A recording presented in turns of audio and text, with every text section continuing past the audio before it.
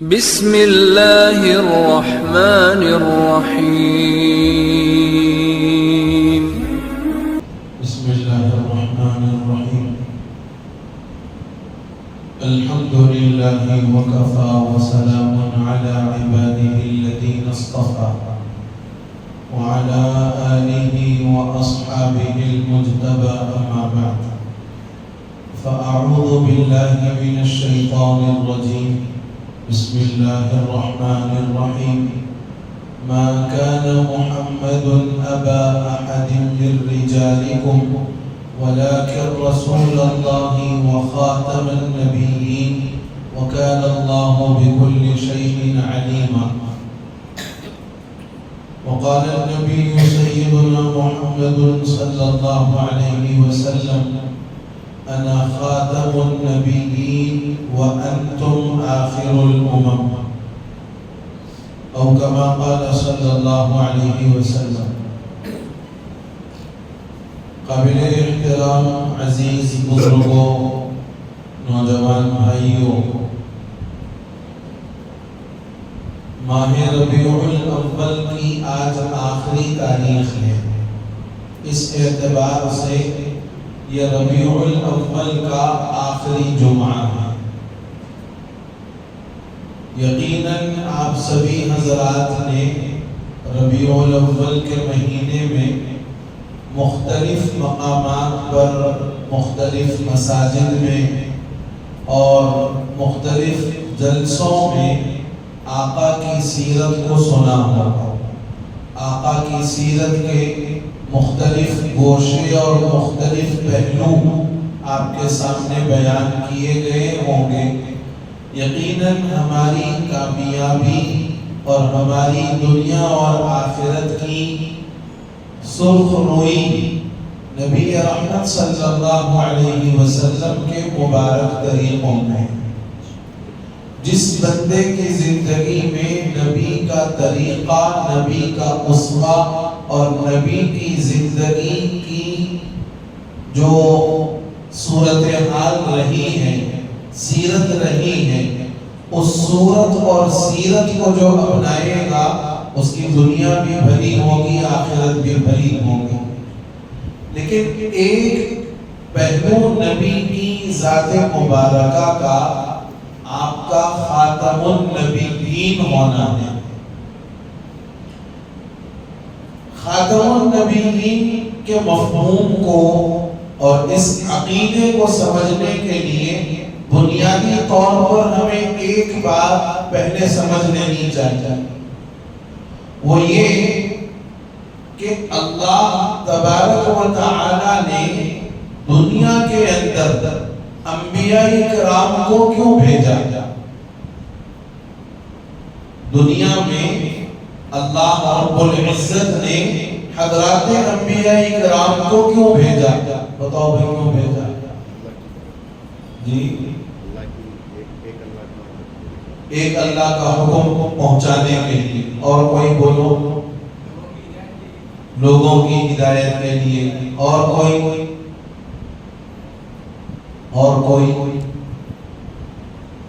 اب آپ بول رہے ہوں گے ہے چیزیں اور کون بولنا ہوگا. دو باتیں سامنے ہیں.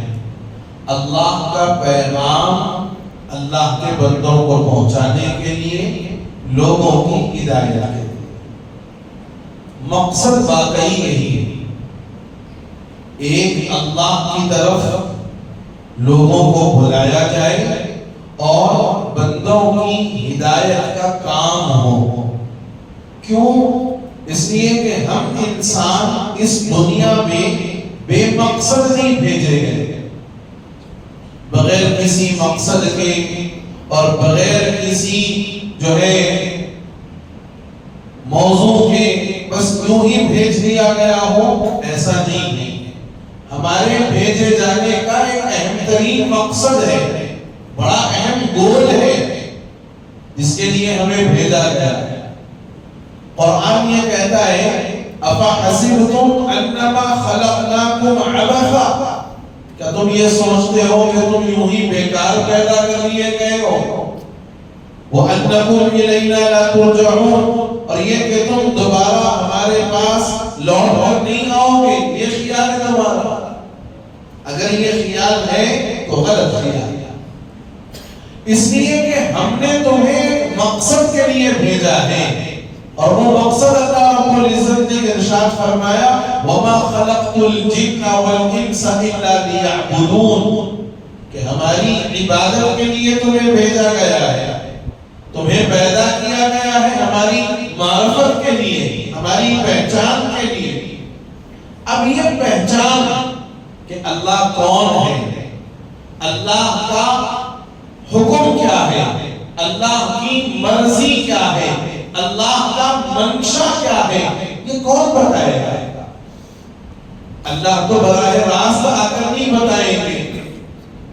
دیکھو جیسے ہمارا ایک مشاہدہ ہے، تجربہ ہے کہ بیٹے کو باپ کی منشا اور باپ کا مقصد اسی وقت معلوم ہو سکتا ہے جب باپ اپنے بیٹے سے کہے کہ میرا یہ مقصد ہے، میں یہ چاہتا ہوں کہ تم یہ کام کرو، میرا یہ مقصد ہے کہ تم یوں زندگی گزارو۔ تو جب باپ اپنے بیٹے سے کہے گا تو بیٹے کو باپ کا مقصد اور اس کا منشا معلوم ہوگا۔ ایسے ہی جب اللہ کا منشا اور مقصد ہے، وہ مقصد ہمیں معلوم ہوگا حضرات انبیاء کرام علیہ السلام کی آمد کے ذریعے سے۔ انبیاء دنیا میں آتے ہیں تو اللہ کے حکموں کو اللہ کے بندوں تک پہنچانے کے لیے آتے ہیں، یہ مقصد ہے انبیاء کی بعثت۔ حضرت آدم سے لے کر خاتم النبیین والمرسلین حضرت محمد رسول اللہ صلی اللہ علیہ وسلم تک ہر نبی کی آمد کا یہی ایک مقصد ہے کہ وہ اللہ کے حکموں کو، اللہ کی مرضی کو، اللہ کے منشا کو اس کے بندوں تک پہنچائے۔ اور جن لوگوں نے اللہ کے اس مقصد، منشا اور مرضی کو قبول کیا وہ مومن کہلائے، اور ان کی دنیا بھی اچھی ہوئی، آخرت بھی بھلی ہوئی۔ اور جن لوگوں نے انبیاء کی جانب سے اللہ کے مقصد اور منشے کا انکار کر دیا اور قبول نہیں کیا وہ کافر کہلائے، اور ان کی دنیا بھی خراب ہوئی، آخرت بھی خراب ہوئی۔ یہ بات بڑی صاف انداز میں سمجھ میں آنے والی ہے۔ انبیاء کو ایک مقصد کے تحت اللہ نے دنیا میں بھیجا، اور امت کی یہ ذمہ داری ہے کہ انبیاء کے آمد کا جو خاص مقصد ہے اس مقصد کو یہ امت قبول کرے۔ لیکن اور انبیاء کی طرح حضور نے بلغ ما انزل الیک من ربک پر عمل فرمایا، جو احکام اللہ نے حضور پرنور محمد عربی صلی اللہ علیہ وسلم پر اتارے ہیں، بھیجے ہیں، آپ نے وہ پیغام پوری امت کو پہنچایا۔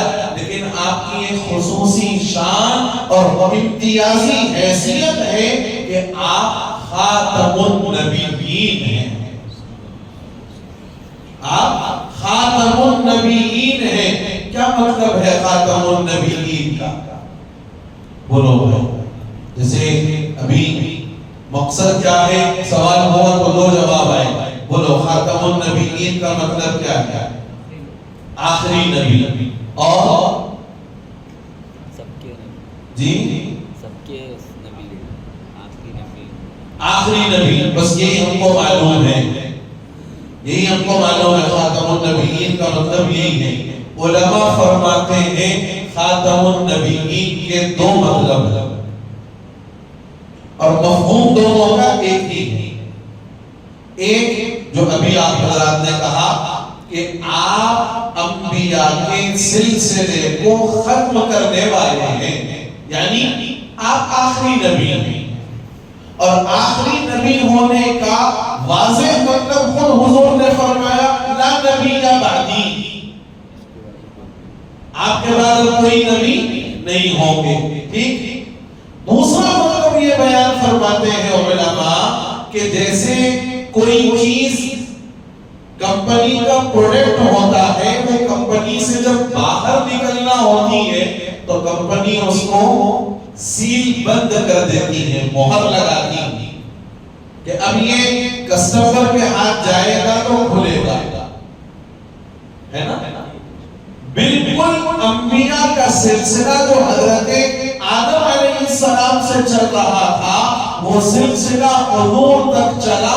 اب حضور کے بعد اللہ نے اس سلسلے پر مہر لگا دی کہ اب اس کے بعد کوئی نبی دنیا میں نہیں آئی ہے.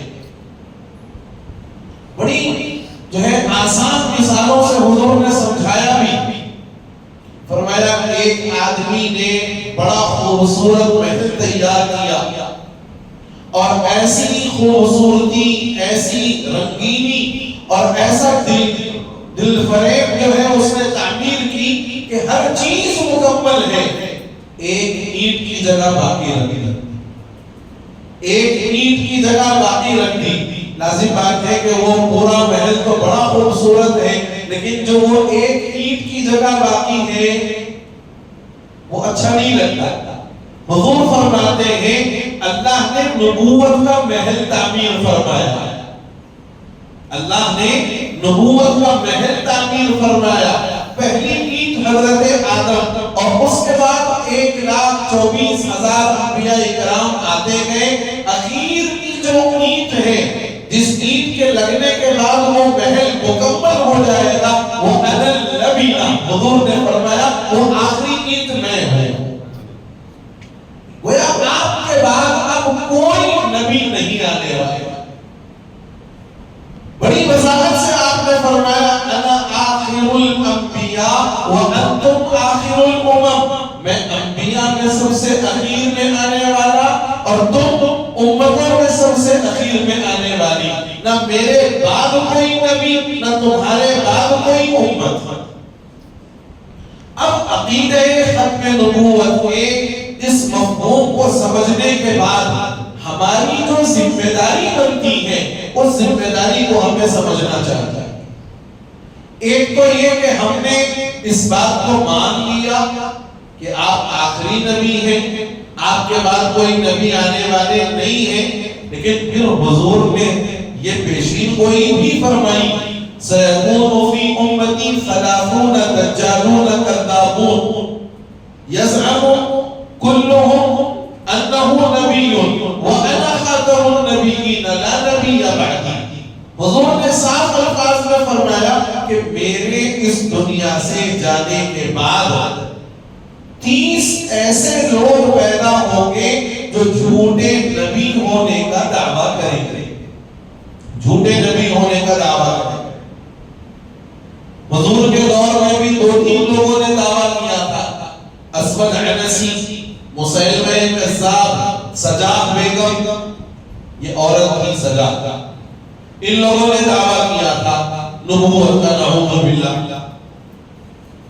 یہ اپنے انجام کو پہنچ گئے. فیروز دہلوی کے ذریعے سے اسود عنسی جو ہے جہنم رسید ہوا اور دوسرے صحابی کے ذریعے سے مسیلمہ کذاب جو ہے وہ جہنم رسید ہوا. بڑا مطلب صحابہ نے حضور کی ختم نبوت کی خوب حفاظت فرمائی. اب ہماری یہ ذمہ داری ہے کہ ہم اس عقیدہ ختم نبوت کی حفاظت کریں. ہم عقیدہ ختم نبوت کی حفاظت کریں. کیسے حفاظت کریں گے؟ یہ عقیدہ ذہن و دماغ میں بالکل پیوست کر لو کہ آپ آخری نبی، آپ کے بعد کوئی نبی کسی بھی قسم کی نبوت کے ساتھ، نہ ذلی نبی، نہ بروزی نبی، نہ چند دنوں کے لیے نبی، نہ چند مہینوں کے لیے نبی. نبوت کا معاملہ حضور کے بعد قیامت تک پھر کبھی نہیں آئے گا. اسی لیے احادیث میں، اب یہاں تھوڑا ذہن کھول کے بیٹھو، پڑھا احادیث میں حضرت عیسیٰ علی نبینا علیہ الصلوۃ والسلام کی قرب قیامت جو تشریف آوری ہے، اس تشریف آوری میں حضرت عیسیٰ بحیثیت امتی آئے کہ بحیثیت نبی نہیں آ سکتے.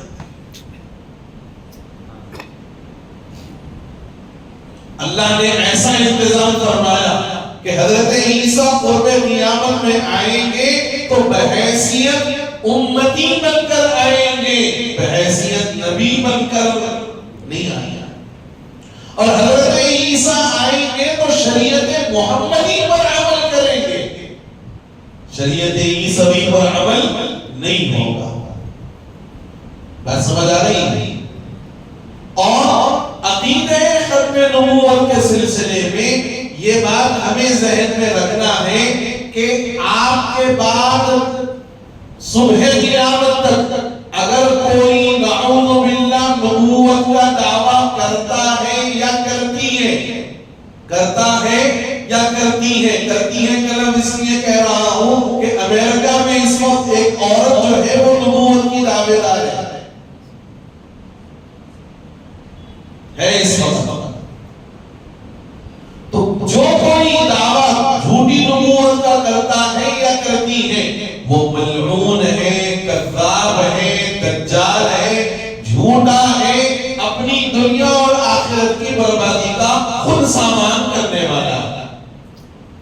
ایک تو یہ جب ہم کسی جھوٹے نبی کے نبوت کے دعوے کو تسلیم نہیں کر سکتے تو ایسے ہی اگر کوئی آپ کے بعد مہدی ہونے کا دعویٰ کرے گا، کوئی آپ کے بعد مہدی ہونے کا دعویٰ کرے گا یا کوئی آپ کے بعد عیسیٰ ہونے کا دعویٰ کرے گا تو لازم بات ہے کہ وہ بھی جھوٹا ہے، وہ بھی دجال ہے، وہ بھی مکار ہے، وہ بھی ایمان کا لٹیرا ہے اور وہ بھی ایمان کا سوداگر ہے۔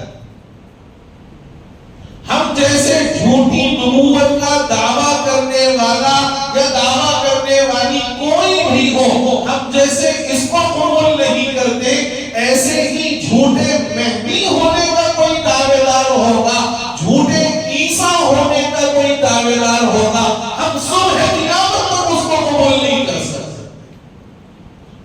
کیوں؟ اس لیے کہ نبی نے اس بات کی پوری صراحت فرما دی، مکمل وضاحت فرما دی کہ مہدی کون ہوں گے، کہاں پیدا ہوں گے، کہاں آئیں گے، کہاں ظاہر ہوں گے، ان کا نام، ان کے والد کا نام، ان کی والدہ کا نام، خاندان کون سا ہوگا، قبیلہ کیا ہوگا، کہاں ان کے مہدی ہونے کا ظہور ہوگا، کیا وہ اپنی زبان سے دعویٰ کریں گے یا لوگ دیکھ کر پہچانیں گے، یہ ساری باتیں، حتیٰ کہ یہ تک آپ نے فرمایا، میں نے گزشتہ بھی کہا تھا کہ آپ اپنے ظہور مہدی کے کتنے سال باحیات رہیں گے اور اس کے بعد کب آپ کا انتقال ہوگا، اس کی بھی صراحت فرمائی۔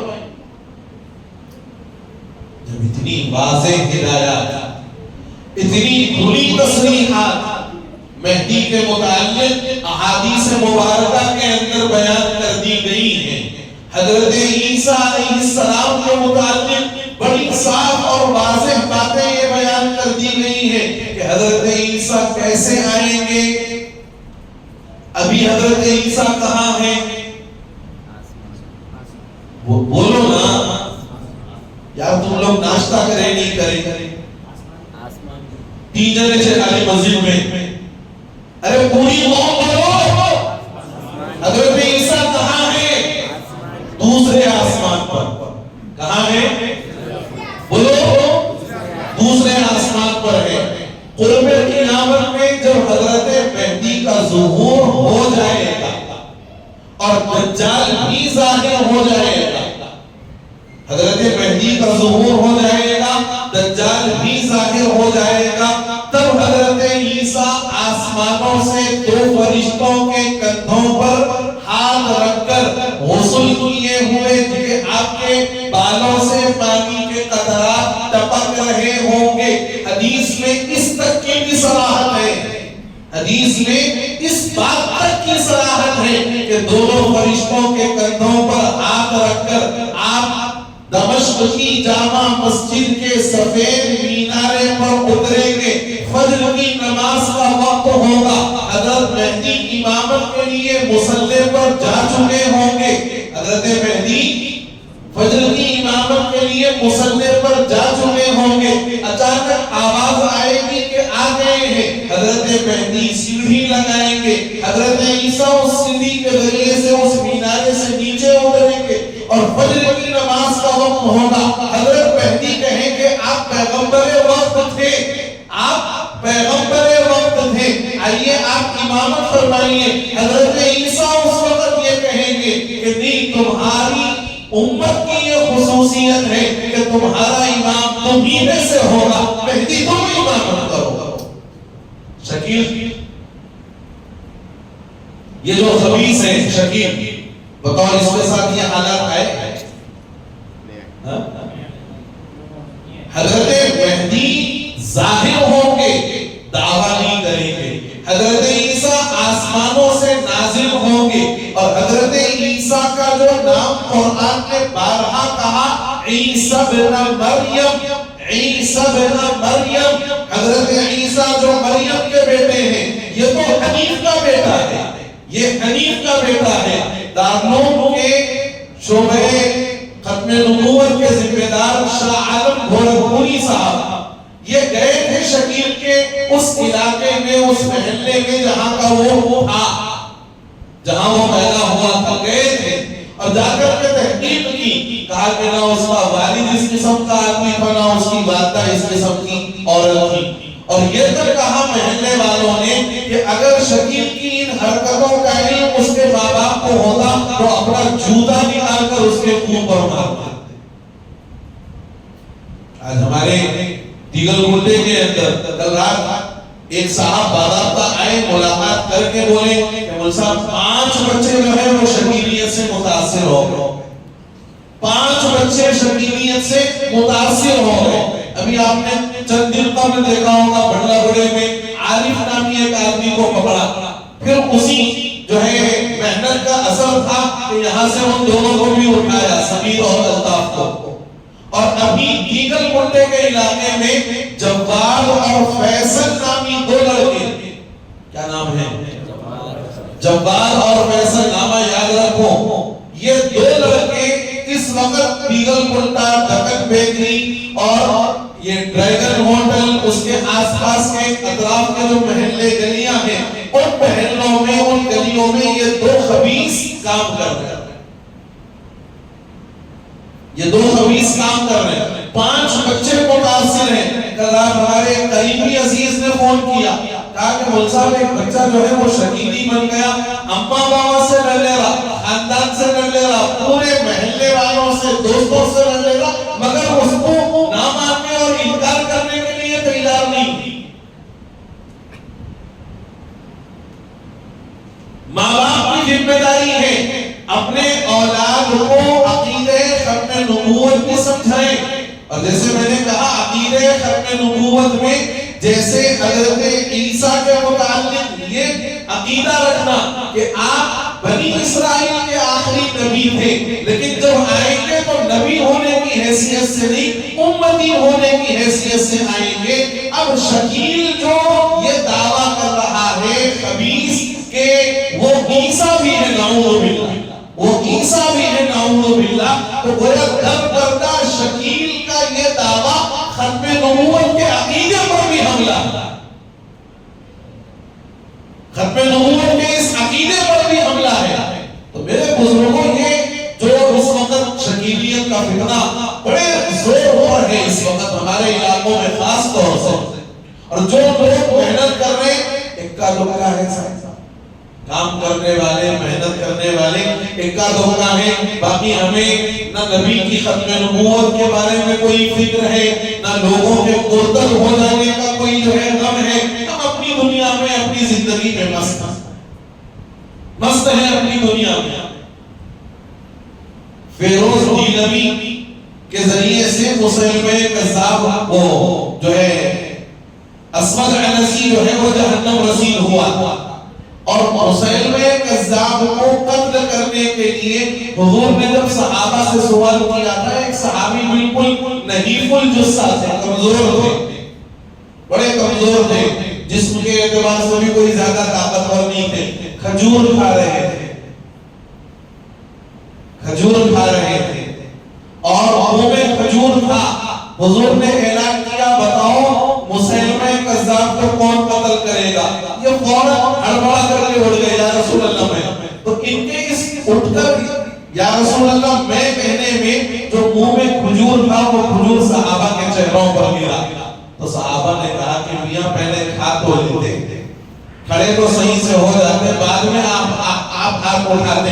تو ان صحابی نے جو جواب دیا میرے بزرگوں کو یقین جانو وہ جواب ہر ایک امتی کے دل میں ہونا چاہیے. کہا حضور کی زبان مبارک سے جب یہ جملہ نکلا کہ بتاؤ مسیلمہ کذاب کو کون قتل کرے گا, میں اگر کھجور کھانے کا اور اس کے ختم ہونے کا انتظار کرتا, ہو سکتا کسی اور کا ہاتھ اٹھ جاتا, مجھے گوارا نہیں ہوا کہ کوئی اور ہاتھ اٹھائے, میں نے اپنا ہاتھ اٹھایا. یہ دعوت, یہ جذبے کی ضرورت ہے, اس جذبے کی ضرورت ہے. ہم یہ نہیں کہہ رہے کہ بھئی کسی کو مارنا ہے توڑنا ہے, ہم یہ کہہ رہے ہیں کہ اپنے محلے, اپنے علاقے اور اپنے جو علاقے کے اندر جو فتنہ اس وقت میں چل رہا ہے اس کی سرکوبی کے لیے گراؤنڈ لیول کام کرنے کی ضرورت. جلسے ہوں اپنی جگہ پر, وہ بھی ایک ضرورت ہے تاکہ عوام میں شعور بیدار ہو. کتنے لوگ ہوں گے ہمارے علاقے میں جن کو شکیل بن حنیف کے بارے میں معلوم ہی نہیں. لوگ پوچھ رہے ہیں آخر کون تو بھی ہے یہ شکیل بن حنیف. شکیل بن حنیف کافر ہے, شکیل بن حنیف کافر ہے جو خود کے مہدی ہونے کا دعوے دار ہے, جھوٹے مہدی ہونے کا, جو خود کے عیسیٰ ہونے کا دعوے دار ہے, جو جھوٹا عیسیٰ ہے. اس لیے کہ حضرت عیسیٰ تو عیسیٰ ابن مریم ہے, وہ تو قرب قیامت میں آئیں گے, کہاں آئیں گے, کیسے آئیں گے, کیا گفتگو ہوگی, کس کے آنے کے بعد آئیں گے, ساری تفصیلات احادیث کی کتابوں میں موجود ہیں. تو میرے بزرگوں اس وقت ہمیں ضرورت ہے کہ ہم اپنے علاقے کے لوگوں کے ایمان کے تحفظ کے لیے, لوگوں کے ایمان کو بچانے کے لیے, بالفاظ دیگر ان لوگوں کے کافر ہونے سے بچانے کے لیے, ان مسلمانوں کو مرتد ہونے سے بچانے کے لیے میری بھی ذمہ داری ہے, آپ کی بھی ذمہ داری ہے. اگر میرا مال لگتا ہے تو میرا وہ مال سعادت مند مال ہے. اگر میری جان جاتی ہے یا جان لگتی ہے تو میری وہ جان جانا یا جان لگنا میرے لیے سعادت کی بات ہے. اور ہم میں سے ہر ایک بندے کا یہ مزاج ہو جانا چاہیے, یہ طبیعت بن جانی چاہیے کہ آقا کی شریعت پر, آقا کے ناموس پر اور عقیدہ مہدویت پر, حضرت عیسیٰ کے متعلق جو قرآن و سنت کہتا ہے اس قرآن و سنت کے خلاف اگر کوئی آواز اٹھائے گا ہم سب سے پہلے اٹھیں گے اور اس کی گردن بڑھو دیں گے. دوسری بات جو ہمیں اس وقت بہت زیادہ اہمیت کے ساتھ سمجھنے کی ضرورت ہے, ابھی چند دن پہلے 16 اگست کو رام گنگیری نے شان رسالت میں گستاخی کی. ابھی ایک دن قبل سدھانند ایک خبیث کتے کے بچے نے پھر نعوذ باللہ شان رسالت میں گستاخی کی. سدھانند نے پھر شان رسالت میں گستاخی کی. نقل کفر نہ باشر, 1000 مرتبہ, 1000 مرتبہ, کروڑ مرتبہ, ارب مرتبہ نعوذ باللہ اور توبہ کرتے ہوئے یہ جملہ صرف آپ کے سامنے رکھ رہا ہوں کہ اس خبیث نے اور اس غلیظ نے اور اس کمزر نے, اس نجس نے کا جملہ کہا, نعوذ باللہ کہا کہ ہمارے ہندوؤں میں اب راون کو جاننے والے اور اس کے اتہاس کو جاننے والے کوئی نہیں ہے. لہذا دسہرے کے موقع پر نعوذ باللہ راون کو نہیں, محمد